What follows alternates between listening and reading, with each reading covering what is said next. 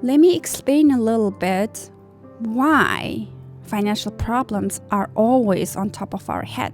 It's not a new problem. The reason is because it's been there for hundreds of years. From learning the history, from learning the lives of our ancestors, all the way back to era of Genghis Khan, where I'm from Mongolia, so I've learned a lot about my history and the world history, how the lives were back in the days, what they knew that we are still missing.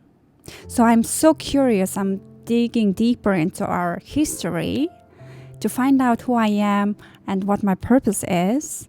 And one interesting thing I found out is money, power, authority was something that people always and always fought for. It's such it's such a long-lasting problem that's so deeply ingrained in us that it's always going to be around the humans' lives. When you're making a conscious effort about the money, when you're making the conscious effort to remove yourself from the thoughts of money, the anxiety that's coming from your money, you're making moves beyond your human conditioning. And that's the power that you hold as a human being. As many of you know, I have been working in the finance and accounting industry for more than a decade. I worked in a commercial bank. I worked at Big Four auditing firms like KPMG, and I also worked at Brookfield as an accountant. And I also have learned a lot about how the financial world works, how the accounting works. I have learned a lot of knowledge about money. Today I'm going to talk about the income that you're making. How can you increase your income where you find joy making the income?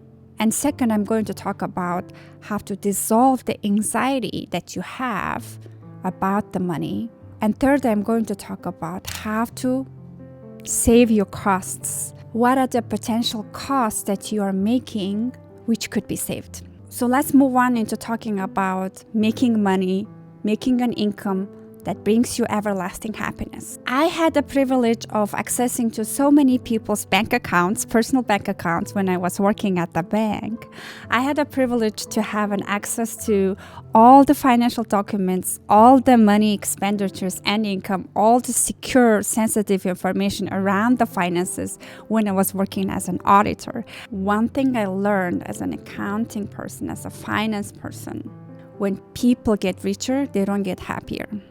But when people get happier, they get richer. Let me repeat. When you get richer, when you have more money, you don't get happier. But when you get happier, you get richer.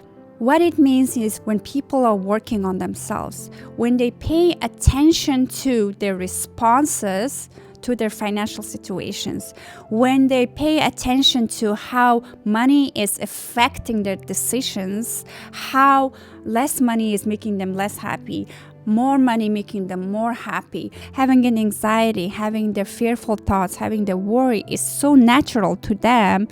But when you finally realize that even though it is natural, you still have the power to break the cycle.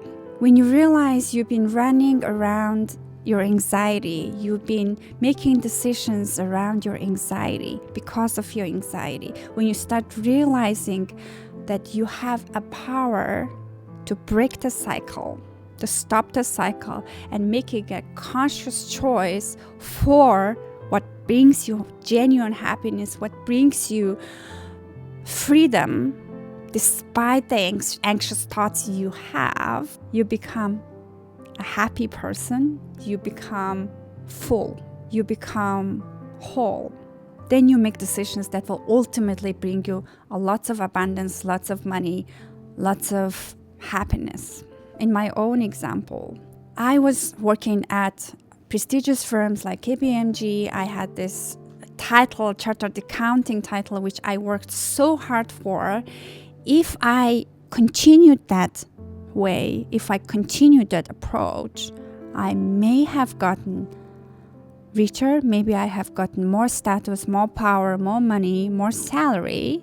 But ultimately, if I go down the road for many, many years, I am sure that I will end up being heavy alcohol user, maybe smoker, somebody who looks good on the outside but carries pain on the inside. So what I did, I made a conscious choice that this road, this pattern that I'm on makes me look great on the outside, brings me so much financial abundance. But I know, if I'm being honest, I know that I'm not becoming happier at the end.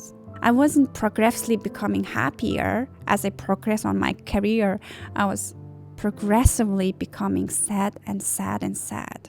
But when I started doing the coaching work, including the YouTube videos, I have the days when I feel like, am I even going to make any money from doing this? Am I going to be successful? I have so many other days where I feel like I'm feeling so aligned as somebody who loves people, listening to people, and who loves reflecting back, who sees the core problem in people, who sees the core talent that they hold. I'm feeling so fulfilled.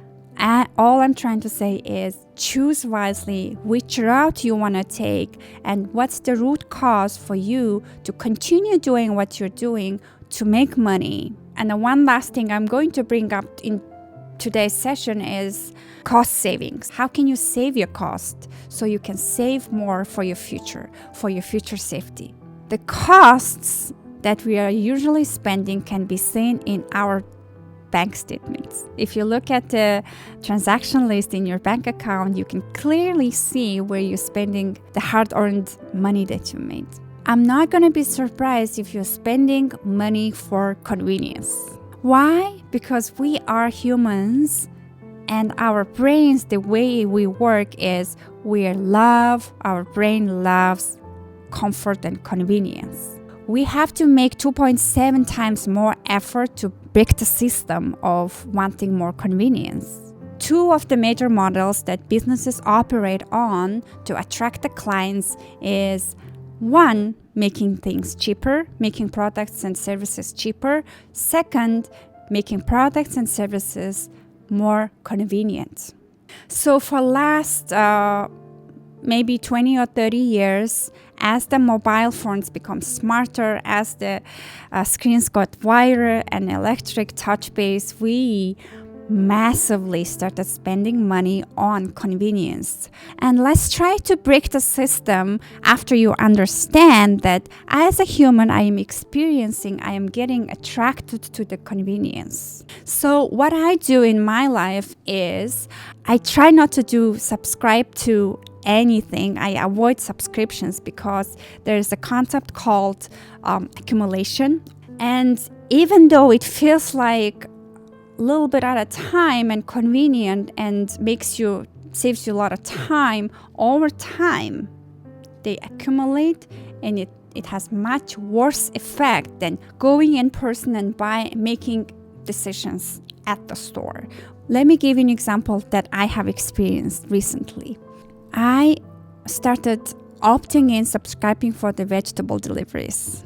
$25 a week at the beginning. And then because we have family of 4, we wanted to make more vegetables, we wanted to eat healthy, we wanted to support the local business, so we decided to subscribe for a bigger box, which is $45 a week. And we were thinking that it's going to save us money, because if you go to Costco and buy stuff, if you go to vegetable market and buy stuff, it's going to cost us more money. So when I did the analysis, monthly analysis and quarterly analysis, I realized that those subscriptions are insane. And I also witnessed myself throwing away some of the vegetables because I don't know how to use them. And it was so clear that compared to the times when we were buying vegetables in person is way more cheaper than subscribing to weekly healthy vegetables.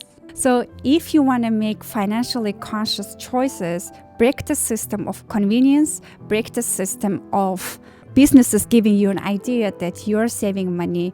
because it's cheaper and convenient. You're saving money so that you can do other stuff that's important to you. That's not financially safe. That's not financially beneficial for you. This is getting so longer. I'm going to end here. If you want to take one-on-one sessions with me about your mindset, about how to dissolve the anxiety, there are certain techniques that I use personally to dissolve my anxiety around money. I worked with so many people who I helped to make conscious choices that makes them happy. Let's end the session for today. I'll see you guys in my next video.